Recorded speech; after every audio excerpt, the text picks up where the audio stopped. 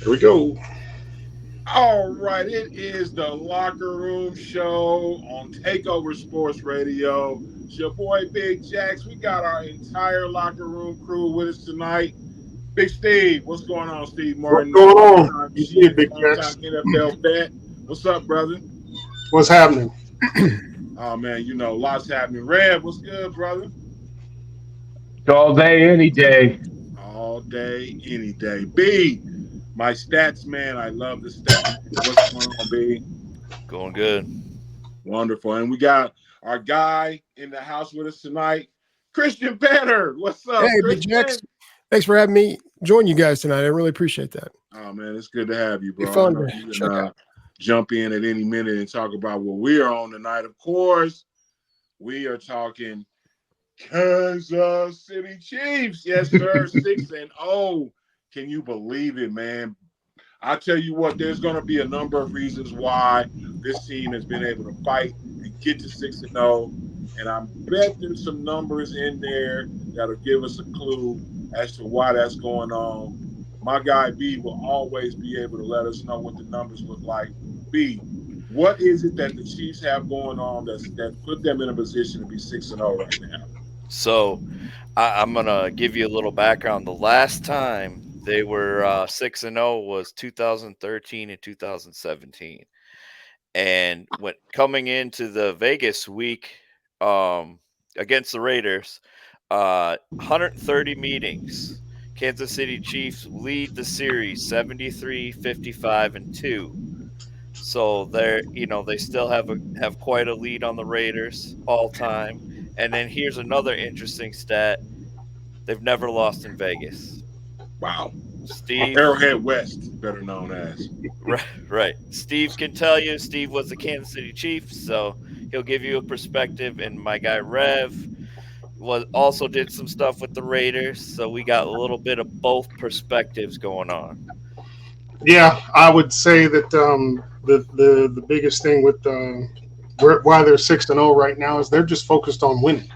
Mm. They're not focused on statistics. They don't care that Vegas is not happy that Mahomes is not leading in passing QBR, and he doesn't care. Nobody Right. gives in Kansas City. Everybody in Vegas is mad because they need him to be the top of QBR, the top leading passing, leading in rushing, lead something, lead anywhere, so they could validate. Hey, bet on the Chiefs because their numbers are there.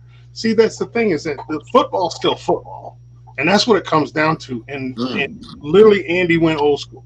He just said, we're going to win. And I don't give a damn who got what stats. My high school coach used to tell us all the time, well, I don't give it. He literally told me, he said, Mark, you take your press clips and you wipe your ass with them, baby. They don't mean nothing around here. Because they don't. What matters is winning. And that's all that matters. And that's what the Chiefs are doing. So kudos to them for going old school with football, saying, hey, we're going to keep the game, because that's all that matters. Can you run? Can you hit? And did Mahomes give a hit? I mean, come on. You got a quarterback trucking somebody. That's new. You would expect that for somebody like Cam Newton or Richardson, some of them big guys. You wouldn't expect that from beer body Mahomes. But that's what's making the Chiefs wins. They're focused on winning. They don't give a damn about stats. They doing what it takes to win in ironclad defense. Ironclad defense. So that's my perspective. Well, I'll say it like this. Pat told him, in the words of the great Ludacris, "Move, bitch, get out the way, get out the way." Rev, tell me what you see in these 6-0 Chiefs Well, at this point. hey, listen, been a part of both organizations, and I think what you end up doing is you throw away the record books and you see a game where it doesn't matter if the Raiders are 0-6 and the Chiefs are 6-0. Going to be a dogfight. It's in Vegas. I think it's going to be real interesting to see how Gardner Minshew bounces back from they had a two-score lead, on Sunday, and blew that lead. So it'll be interesting to see how the Raiders respond. I mean, giving up their their wide receiver who's now out in New York, in Devontae Adams. Devontae Adams. Adams. Thank you. I was going to call him Tay, and then got stuck. Uh, I think the realization is that if the Raiders are looking for any postseason, they got to beat a team like the Chiefs early, and this is one of those games. So I could see Antonio trying to batten down the hatches a little bit, go back to what we call good old Raider football, and when that happens, it's going to be physical. It's going to be aggressive. There's going to be a lot of, take you back to that Trent Williams getting thrown out of the game on Sunday. There's going to be a little bit of that, a little extracurricular. And I can't even, just a spot with Trent Williams. Trent, you're too big not to get caught. Okay. I mean, they might as well give the man 3 numbers. Okay. And, it's one of them deals where I think you're probably going to see the chippiness come out depending on what side of the ball starts bouncing. That little pointy ball never bounces straight up. It bounces one way or the other. And that's what happens. If the Chiefs get up early, you're going to watch the Raiders start kind of losing their cool. I think on the other side, if the Raiders get up early, you're going to get to watch some of the best football that Patrick Mahomes does, and that is he is a maestro. And like Steve said, Andy isn't looking at trying to put up the numbers. What he's trying to do is win another bowl game. Right. Yeah, I mean, that you talk about Trent Williams. What in the world was Cooks thinking? Like, all I can think I saw him do it is whoa. Yeah, away from that, man. You don't want that smoke. You don't want that. Yeah, smoke. you don't want. Nobody in the family. No podiatrist. Hey, that man right there is huge and athletic and mean. And mean. He's the closest thing I found to Eric Williams. If you remember Eric Williams when he played for the Cowboys, Eric was he was just trouble. And we see that. I see a lot of characteristics in Trent Williams. Yeah, he's unbelievable. Christian, what do you see in this Chiefs squad that's got them sitting at 6-0 right now? Because everybody's criticizing Pat because his numbers aren't that good. They're concerned about all the injuries. We got to have a receiver today, but these guys just find a way to win. What are you seeing them do that's keeping them in a position to be 6-0 right now? Andy Reid. Reid. I mean, it's the guy knows how to put people into positions and where they're going to be successful. I used to think he just did a good job of doing that really with the, because he can always hide issues on the line by moving people around and things like that. But when you start having key playmakers, key skill position peoples fall out and you're still able to, win games. Now they've won all different ways. And we saw in this game against San Francisco, you had the big run, the return in the return game with Mecole Hardman. He had a couple big rushing plays. The 17, I think it was, he had a 17. That was a pass at the end. So that was technically a 17-yard pass, I believe, at the end. So just all sorts of different ways the Chiefs can beat people. And then you bring that confidence to know that you can win all sorts of different ways. So these other teams, you hear about players falling out and like their season's over. Like Christian McCaffrey, they have not been able, that's a running back. I don't know about you guys, but running backs are important. We see Kareem Hunt, and that's another guy. Pull Kareem Hunt off the street. You got to plug him in. But prior to Kareem Hunt, I love seeing Kareem Hunt out there. I don't know about you guys, but I was starting to think, in this Andy Reid offense, the running back really isn't the focal point. It's not really. If you look across the league, there's teams that obviously feature the running back in their offense, but the running back's a focal point if you don't have run defense. because that's how the Chiefs win. They attack you where you're not ready. Right. And if you can't stop play action, that's what you're going to get. If you can't stop five wide, that's what you're going to get. If And you they can can't all catch the run, ball, that's what you're going to get. and for the most part, they can all catch the ball. We saw P. Ryan at the end of the game catching the ball too. Yeah, right.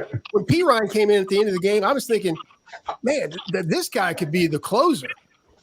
I mean, you still got to think Kareem Hunt. He's still working his way. good.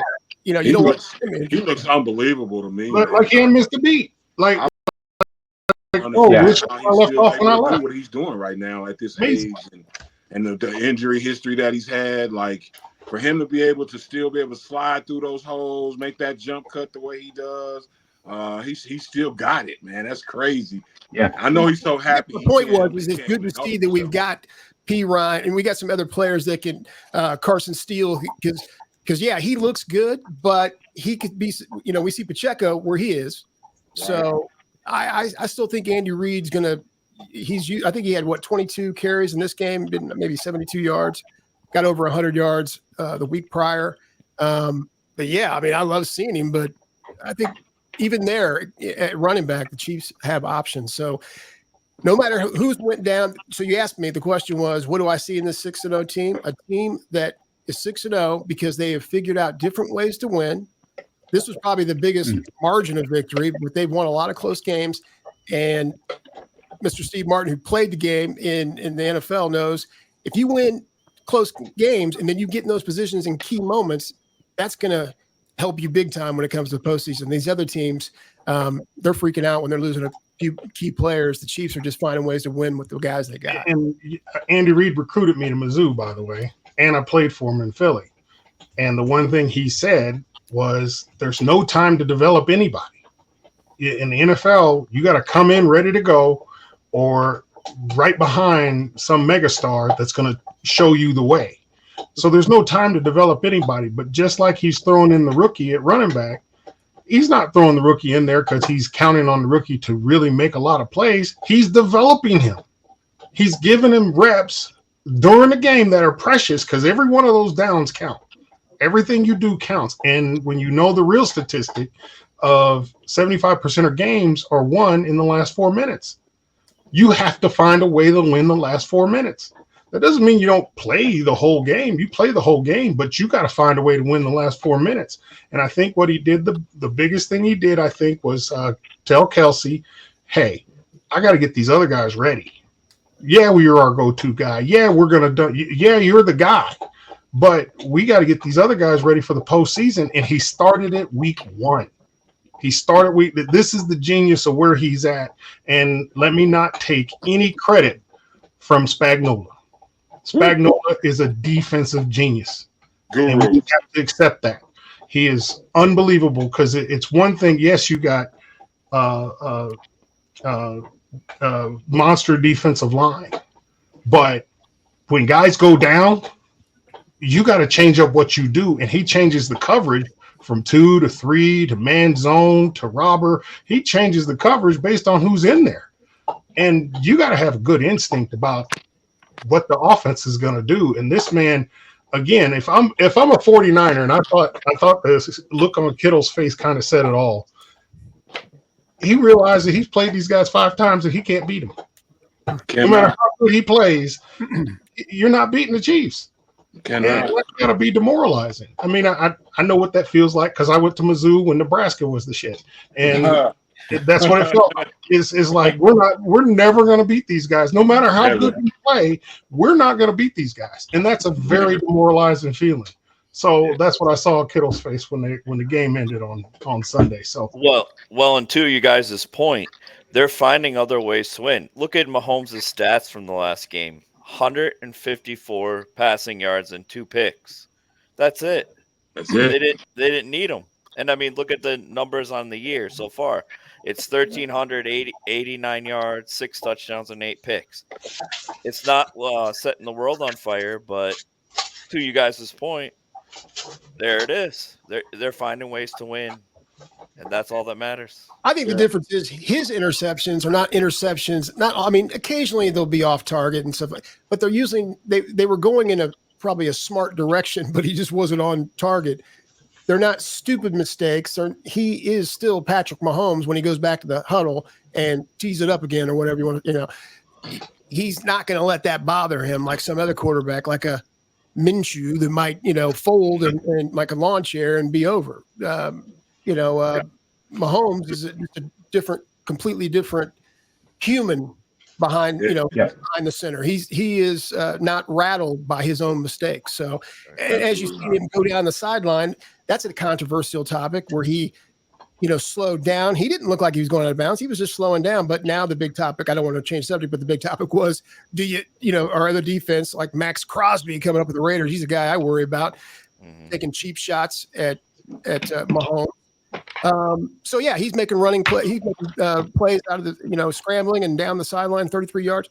So he does it all, and he doesn't get rattled by his mistakes. And I heard someone today say that, he's likely to come back, and he's most likely to come back and have a 300-yard game, throw 3 touchdowns against the Raiders. Because if he has, quote unquote, a dog game, like you said, Brian, and he had 154 yards passing, well, look out, Raiders, because he's liable to throw 300 plus and maybe 3 or 4 touchdowns exactly this week. So he's not going to be rattled by his little mistakes. He walked off that field with a W, and he had some killer plays we've arguably never seen a quarterback make. I can't think of every one of them, but that running play was one of them.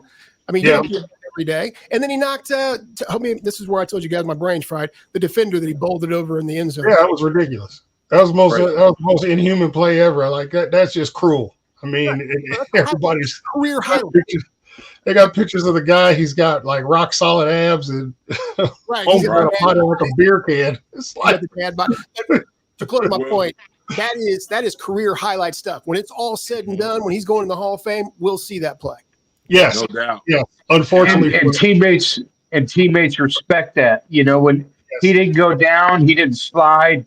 Of course, the coaches want him to slide and go down. Right. But him going in like that, every teammate's like, "Hey, that's my guy. He's my ride or die." Yeah. And when you can see that your quarterback's willing to put it on the line, there's a whole new sense of confidence that come from these guys. It was what Brady did in New England. Once you saw Brady stood up in that meeting and he said, "Hey, that was me, coach," because Troy Brown was getting thrown under the bus because he busted a route, but he busted the route because Brady told him. Brady told him, "Hey, run the out." He had an option if the safety was off, whatever. But when Brady told him to change the route, Belichick had the 5 highlights and the 5 lowlights of the game. And one of the lowlights was Troy Brown, and they were getting ready to the receiver coach, coordinator was getting ready to tear into Troy, something fierce. Brady stood up in the middle of the meeting and said, "Hey, coach, that was me. I did that." Belichick swallowed his pride. The coordinator swallowed. Everybody shut up because that's really what started the Brady way, to be clear. It wasn't the Patriot way. It was the Brady way, because when Brady stood up for his guy, then everybody on the team was like, "I will die for you." So that's right. That's what Mahomes just did by trucking a DB. I will go to the wall for you. You got me, brother. So they already had him. They're already there. That's the other part, is that just galvanized them that much more. But I think it was Tom Osborne that said, statistics don't win games, players do. No doubt. And that's when how you talk about players winning games, you talk about Raiders week, you talk about the rivalry that is the Chiefs, you talk about their little joke with the Kermit the Frog coming out. I love when Pat said we're going to handle that when it's time to handle that. Hey, Kermit here. Kermit. Yeah, that was real funny. Went down. I sent my tapes in. That was real funny. So looking at the Raiders and how often the Chiefs have been able to beat them, how we feel about playing out there at Arrowhead West. The rivalry for me growing up as a kid was so crazy and intense. And then Marty just poured gasoline on the whole thing when he got here. I know, Steve, you've had, and I know, B, we got those Raiders numbers already. But, Steve, I know you played in that Raiders rivalry with the Chiefs. Talk about Raiders Week and what that's like getting ready for those guys. Okay, so I'm gonna say this, and I say this all the time, especially in the pros. There aren't the rivalries in the pros are not the same as like college rivalries. Now, I'm sure the Michigan Ohio State game is one of those games. Georgia Alabama, I'm sure those are. But the Raiders Chiefs, when I had first got here, we were pulling into the parking lot, and the Raiders were rocking our bus. The fans were. And throwing stuff at us. What was the end zone called? They had the terror black hole. The black hole. Yeah, the black hole. Oh God, you got down to the red zone. Everybody was talking so much. It doesn't matter what the records are. Let's keep that in mind. They could have lost every single game. It does not matter. Number one is the NFL. Anybody can beat anybody on any given Sunday. But when you got a rivalry like this, the Chiefs can't come into this rivalry thinking they're just going to walk right over them. That's when they'll get murdered. So they got to come in with the right mindset of, we got to play these guys like every single week is the Super Bowl, because everybody's gunning for the Chiefs anyway, and you're sitting here undefeated, and you're on top of the division, and the Chiefs could talk smack, and there's nothing they could say. All they could do is talk about Kermit the Frog here. And it's like, Kermit's about to whoop your ass. So, you got to find a way out of no way. And you got to come into this game with the same vigor, the same energy you came at against the 49ers. You got to do the same against the Raiders. And that's what it's got to be. I don't know if you guys said this yet, but don't forget where they're playing. Arrowhead West. Yeah. We can't let them forget that. Yeah, that's our casino. They hate that. Arrowhead West. So, yeah, keep rubbing that in because, I've been out to Vegas, talked to some Vegas Raiders fans, and they just cannot stand that. I think the only thing that's worth more money than Patrick Mahomes is Kermit the Frog. That when Jim Henson sold the company, he was paid $680 million for all of those Muppets. And, if you're going to be, given over to what Kermit the Frog and all of that, Kermit got paid. And the reality is this. All you want. You can talk all you want your Toyota Corolla. He's rolling out in his airplane tonight. So, well, and the next topic we're going to talk about is Saquon Barkley playing against his old team, the Giants, and I got a pretty interesting stat here. Through the first 6 games, he has 658 yards, 6 yards per average, 5 touchdowns. He's the 7th back in NFL history with at least 600 yards, average of 6 yards and 5 touchdowns. Only a few other guys have had that. Jim Brown, Jim Taylor, O.J. Simpson, Terrell Davis, Jamal Lewis, Adrian Peterson. Just what an amazing numbers to put up already. Steve, you've been in Philly? What does it feel like for him to go back and play his old team? Well, see, that's a rivalry too. So when you look at the rivalry of what that is, those guys go at it all the time, and it's because Philly, they both kind of drift into New Jersey. So there's like a tri-state hatred amongst those 3 states, and half Jersey likes Philly, half Jersey likes New York. And I know for Saquon, it had to be phenomenal to just have that chance to go back and say, okay, you didn't want me. I wanted to stay here. I was ready to retire here. And, those are big statements to make, saying, hey, I'm showing you I'm committed to this club, if you commit to me. And then they made the same mistake. They made a tragic error, just like Dallas does all the time.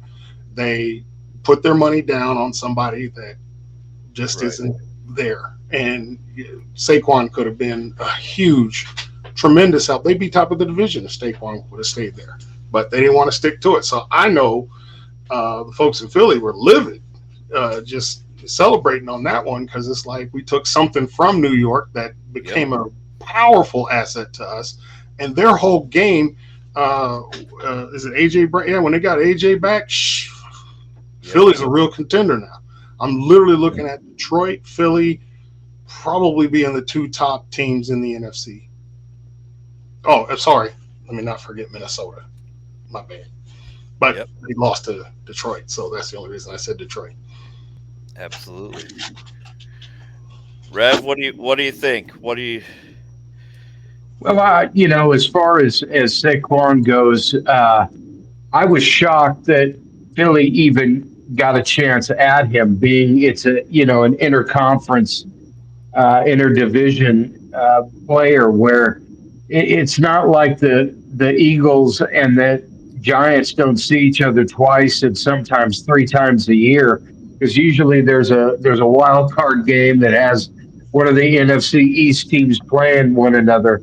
Um, I think it goes to show you that at some point New York wanted him gone, and the Eagles were willing to take the chance.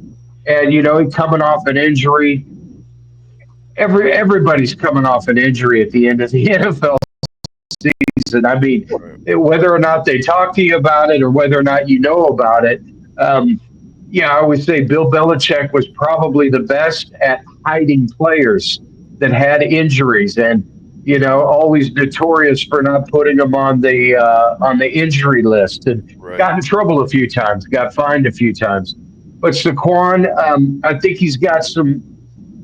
He's still got some tread on the tires, and when that happens, hey, look for him to have games every time against the New York Giants. I mean, that's one thing as a player that you look forward to when you have been the bride and then now you're the bridesmaid, meaning they got rid of you and you get to come back and showcase.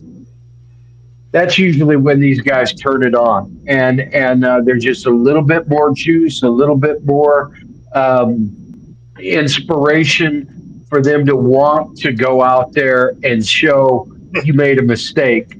And I like what Steve said about the Cowboys. It's unfortunate the Cowboys don't get too many inter-division rivalry trades, but the reality is that Saquon is in Philly, and they're going to play the Giants again. And when that happens, he's probably going to put up Saquon numbers, okay? And that means that he might go for 2 and 3 score. And I know Wellington Mara is probably going to be looking at Dable like, what are we doing here? I mean, at some point, we let the guy go, but why? Why did we let him go again? What's the reasoning behind it? And they're going to have to look at the way in which their organization evaluates players. That's a big thing. That we can talk about it all day long. About wins and losses and momentum, but I think when push comes to shove, it's about evaluating a player based on their technical skill in a on a team with those needs, okay, or the needs that are missing. And if you don't find the right player, you can find an athlete, but if you don't find the right player, you're going to be remiss. And you might find a guy that's great in a 5-2, but he's not really any good in a 3-3.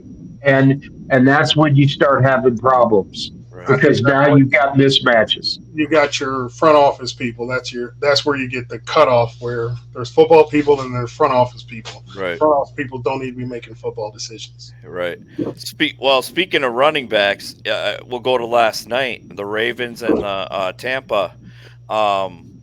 What a performance by Derrick Henry! Absolutely running over everybody.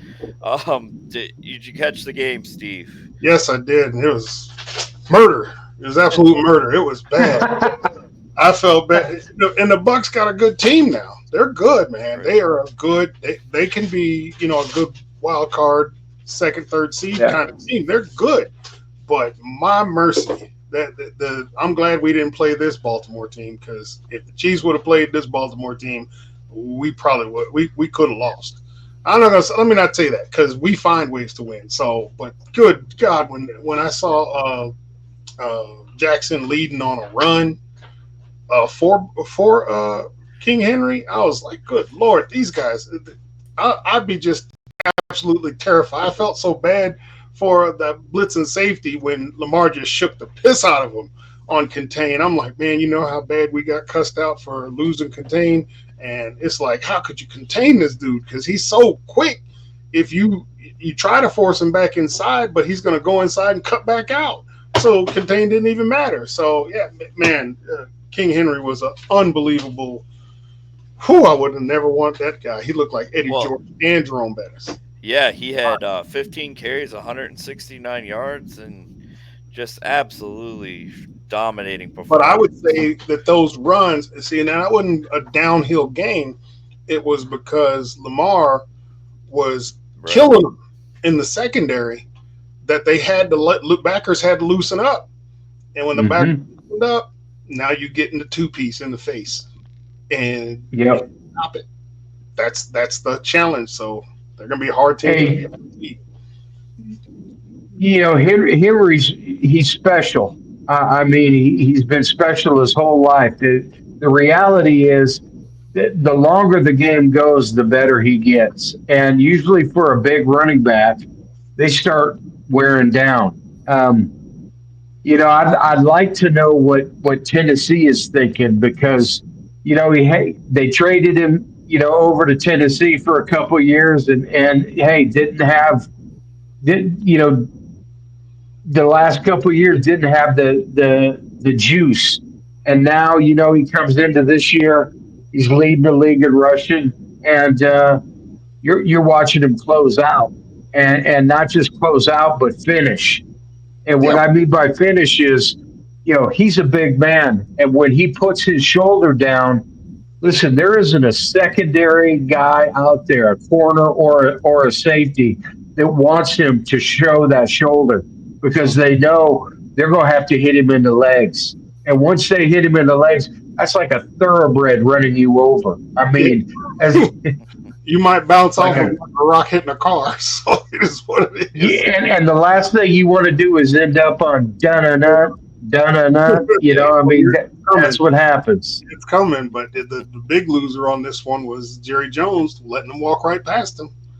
I mean, his problem is no run game, and he had a chance at him, and he could say whatever the hell he want to say. He can cry, say, "Oh, we were this, we were that." Man, you let that big-time running back walk right past you because you're stupid.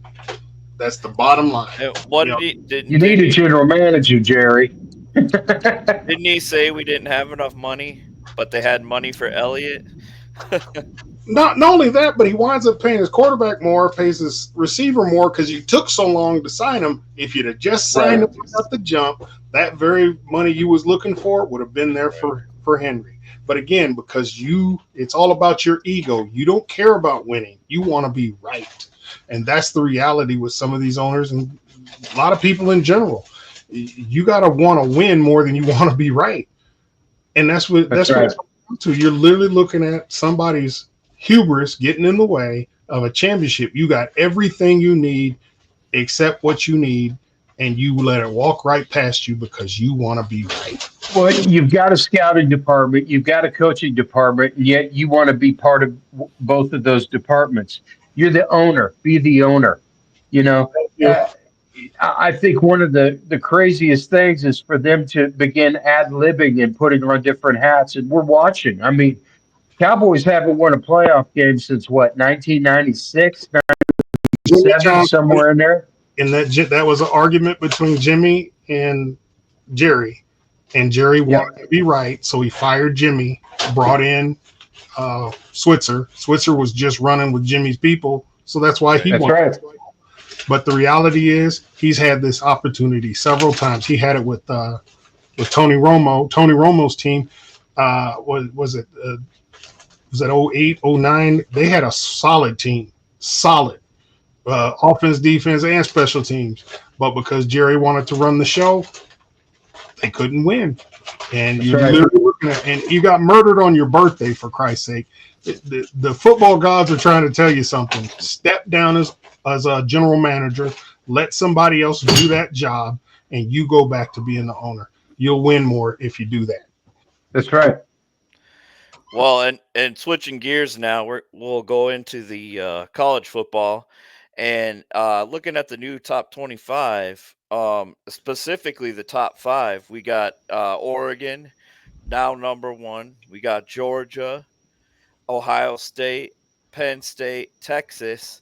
If you look at the top 25, you got the Big Ten. They've got 5 teams in, but then you look at the SEC, and you got 9 teams of the top 25 in the top 25, and absolutely crazy that they have 9, and Big Yeah. Ten is Well, technically Oregon needs 5. to. Hey, Oregon just needs to keep the house clean because they ain't gonna be at number 1 very long. I mean, hey, you got Michigan, you've got Ohio State, you got Penn State, you got the big boys on the east side of the river, and yeah, as much as Oregon, flattering to be number 1. They got good looking uniforms. Okay, they got Nike to write their checks. But the one thing they don't have is they don't have a running game late in the year. And in the Big Ten, if you do not have a running game late in the year, you are going to be watching it from the Liberty Bowl. Okay. You're not going to be in the Rose Bowl. You're going to be in the Blue Bonnet Bowl or some other crazy bowl, but you're not going to be in the bowl. I agreed there. So yeah, this is good. You know what? I'm not gonna say they won't hold the seat. They got a chance to. They got a very dynamic offense that I think gives them a chance. I worry about their defense because I don't think they can. At least what I've seen, when you really go at them, I don't know how long they can hold up. It takes a Right. while to develop. That's a culture of linebackers and D line being able to stop. And you got to be able to stop people with 7 men. If you got to go 8 men every time to stop them in the run, I don't see how you're going to be national champs. Because you got to be able to stop. Not that you got to win the whole game with 7 up front, but you got to be able to do it because the offenses are too dynamic. And if your tell is as soon as 8 men are in the box, we're going to play you. We're going to throw a ball right over your head. So I think they can. We'll see. I'll give them the benefit of the doubt and say maybe it's your year. They're gonna have a real test next because they play Illinois. So, and Illinois has been very, very surprising this year. So, they're gonna have a test, and then you look at the last time they were even number 1 was 2012. It's hard to stay at the top. So, but switching gears, we'll talk about NIL, and I think the biggest thing that I mentioned even to us in our private chat, we have the Clemson Board of Trustees approved a brand new thing now where the athletes have to pay $150 per semester to go towards the athletics department. And is that the new norm that's coming? That's And going to get shot down, and they're going to watch guys jump out the window when that portal opens. Nobody Hey, how much was it? $150? $150 a semester. Yep. That's just dumb. That's just trifling to be trifling. That is literally the king saying, What are we doing here? "Yeah, What are we doing? why are you trying to hit them with $150 and you're paying guys $2-3 million a year? Yep. That's just You got a feast and you're handing everybody biscuits and hors d'oeuvres. What are we doing? I mean, cake. That's just stupid. But it's again, the NCAA is over their head. They are a shipless or a rudderless ship. They have no captain. They have no direction, and so They are literally like a hitchhiker taking the next bus, saying, "Please just get us to home," and they're lost in the desert, and they're gonna be. And here's why: they never got in front of this, and so now it will happen where each state will begin to make up their own Right. decision as to what NIL is, and how much these kids are, deserving or not deserving. $150. That isn't even a pair of Jordans. Okay. That to me just lets me know that they aren't serious yet. And they're dipping their foot in the little kid pool, checking to see if the water's, cold or hot enough. The reality is this: at $150, I can tell you that every athlete laughed them out of the cafe when they heard about it.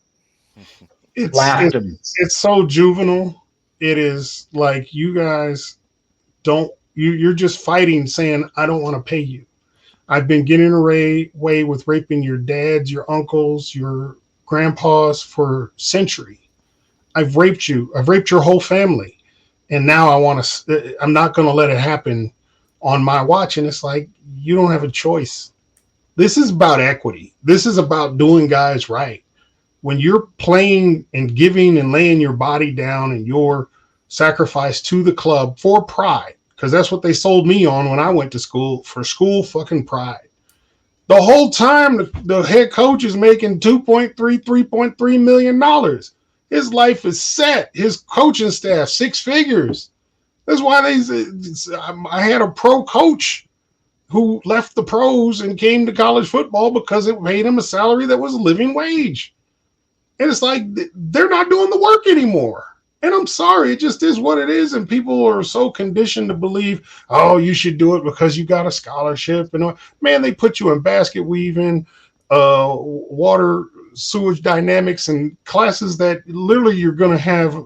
You have a job, but it's not going to be anything that's anywhere close to what you could do. And then they sell everybody on the NFL.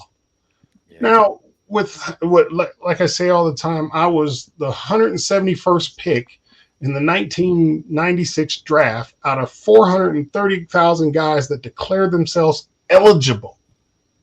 Yeah. Okay. I was 171st pick, and I played for 9 seasons, 10. I say 10 because I did 10 training camps. But the bottom line is the school didn't pay me shit. I got $330 a month and had to make How many $100 was rent. How many teammates played in the NFL that you knew about? From my team, me. A handful. Well, in my 4 years, 3 or 4. Yeah, And a handful. nobody played as long as me. Right. Nobody played as long as me. And all my buddies, there wasn't a top pick until Justin Smith, who was an 8th grader in my high school when I was a senior. He was the first round pick, and then we started having a lot of picks come out of Mizzou after that under Pinkel. But I was under Stoll going into Larry Smith. And again, the schools pimped me and everybody I played with.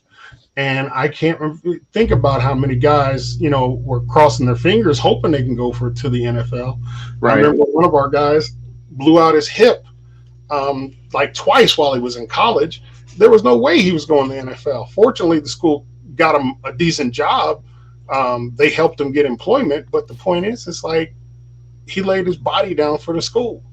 Why wouldn't the school cover that? And see, at least with the NFL covers your injuries, but the NCAA, those schools don't cover anything. You got to go back and beg the school to help you. Which begs that question again. When the NCAA is serious, there will be a unionization of the players and a collective bargaining agreement where, as you say, equity, I'm saying that a player should be paid what they're worth.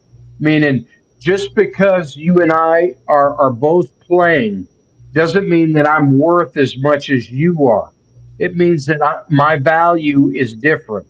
And that's what the collective bargaining agreement has to do. It has to pay on value.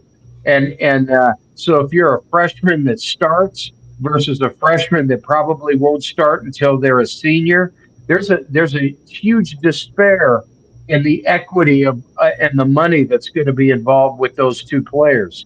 One is going to get a lot more money. Why? Because they're putting cheeks in the seats. The other one is having to bide their time, just not in a position to be a starter yet. Whether it's film work, whether it's athleticism, whether they're behind a monster, okay, an athlete that doesn't let them play. But the reality for the NIL and the NCAA is at some point they're going to have to get together and they're going to have to really sit down and talk about it because $150, um, go out and buy a puppy right now. You can't even buy a puppy under $500, and they're out here trying to buy players for 150 bones. It's Come on, man. criminal. We are not 1974. This is why we're here. This is why Simple Playz is here. We're here to do things like put together a collective bargaining agreement. And my proposal in the whole collective bargaining, we're a long way from doing this, by the way. But my proposal is, because I started as a freshman, and I felt like, well, hell, if I'm starting as a freshman, I need compensation. So what I would say in collective bargaining for players is you pay the position. And then as the player, if he sits the first 3 weeks, but then winds up becoming the starter, then you get that paycheck. So if the position's paying $2.5 million over the course of 11 weeks, and I don't know what that would come out to be, let's just say it's $330,000 a check, then for the first 3 weeks, you made whatever the backup to that position makes. But then once you start starting, you start getting that $330,000. That's reasonable, sensible, and logical, and prevents player from shutting down on you, because sometimes guys get that money and they will hit the brakes and they will not do a damn thing. But if they're not performing and the coach feels like it's time to move somebody up, then they'll move somebody up and bench the other guy. And the guy still on the roster, but it's basically go get your head out of your ass and figure out what it is you need to do to continue to perform and grow. So there's a ton of ways that you can put these deals together. And that's what we're excited about doing here with the Simple Playz, is to put together packages that players can now, if they don't play another down after college, they have a good jump start in life because they maximize their utility when they have the chance. So those are the kind of things we're trying to bring to the table and bring to light so that everybody starts to understand that this is a new world and we got to move into it. And let's not be reactive. Let's be proactive. Right. Well, now as we go to final thoughts, I guess we'll start with Rev. What's your final thoughts for this week? Well, I think that you're looking at Oregon versus Illinois. Oregon's at home. Like I said, hey, don't get too comfortable, Oregon. I don't see you staying there very long. I see Georgia and Florida. Georgia's at home against Florida. Correct. Again, an SEC rival. It is what it is, okay? You got Penn State at Wisconsin. Don't know about you, but it's hard to go into Camp Randall and not want to jump around, okay? But the ones that I see, hey, the sleeper could be Texas at Vanderbilt. Right. Seems like we got a different kind of Vanderbilt team there in Nashville, who beat Alabama, beat them in town. They're looking to throw their goalposts back in the water again, okay? I mean, kids getting all kinds of crazy down there in Nashtown. The other one is this. You got Miami and Florida State. And again, it's kind of like the Chiefs Raiders. Doesn't matter what the record is. Doesn't matter who's playing. When those teams get together, it's a dogfight. And you can throw all the records out the window and get ready for some really good football. I see a Miami team that is probably going to beat Florida State. But again, you never know. And Florida State's had its share of lumps this year. Tennessee versus Kentucky. You know what? Josh Heupel is going to win that game. And the other one that I see that's probably not going to work out real well, This is the week that Iowa State gets beat. Okay, they're in Lubbock, and they're going to be playing Texas Tech. And there's something about Texas teams that Iowa State's always had a problem with. I don't know if it's the heat, but Lubbock is a different kind of. It's a different kind of town.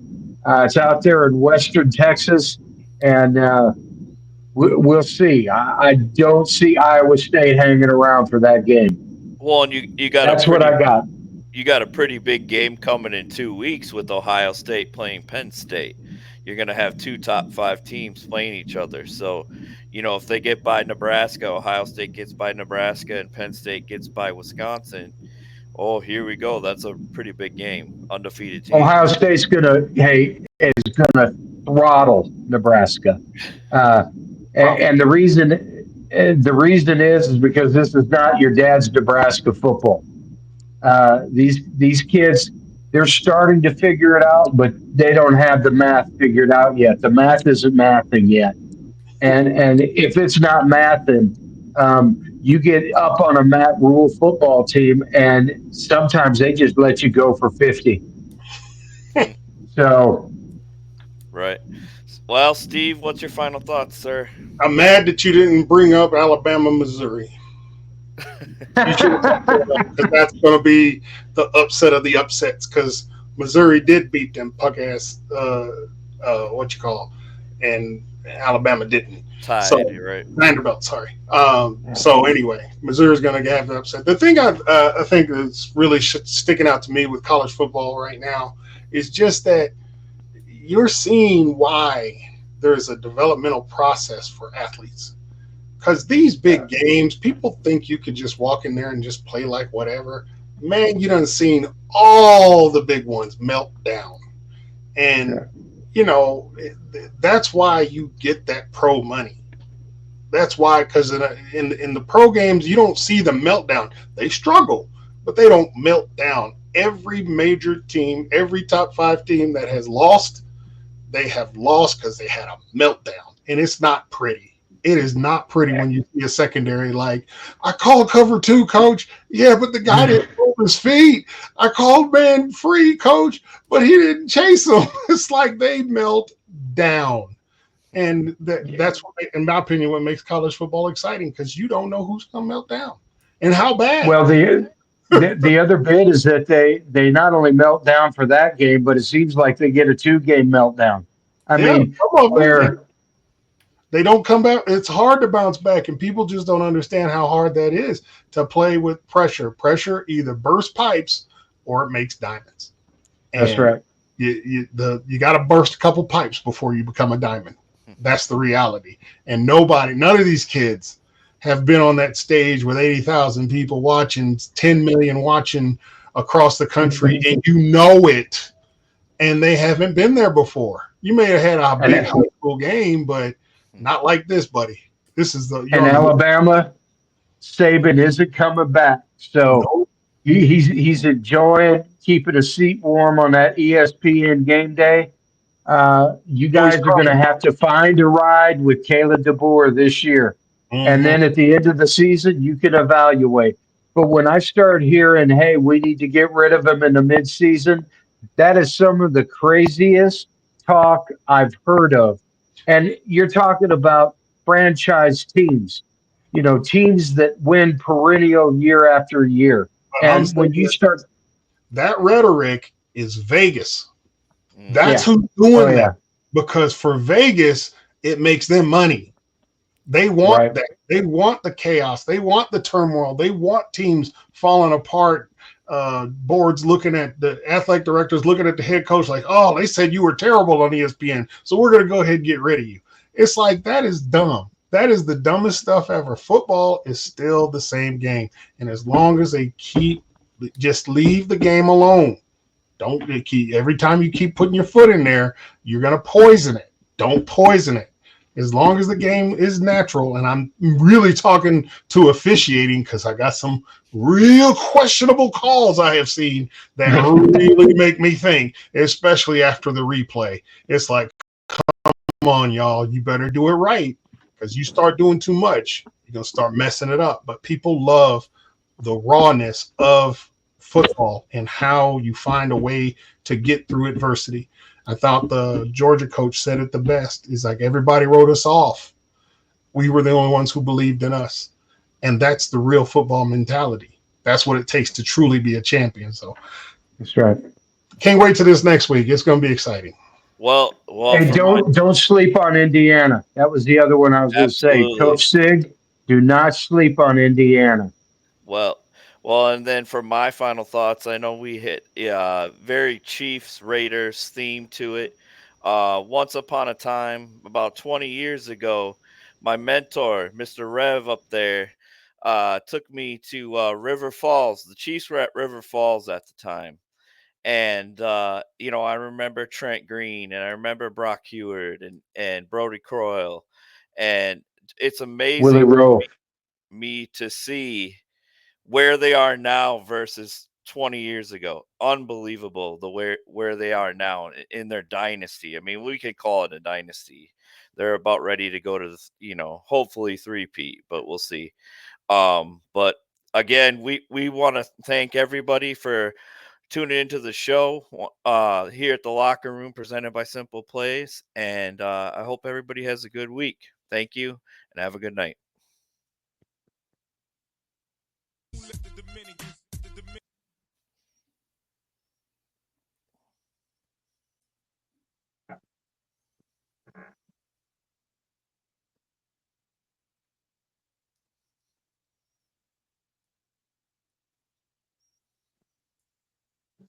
Steve got a pee? Hey, Rich, you want to stop recording?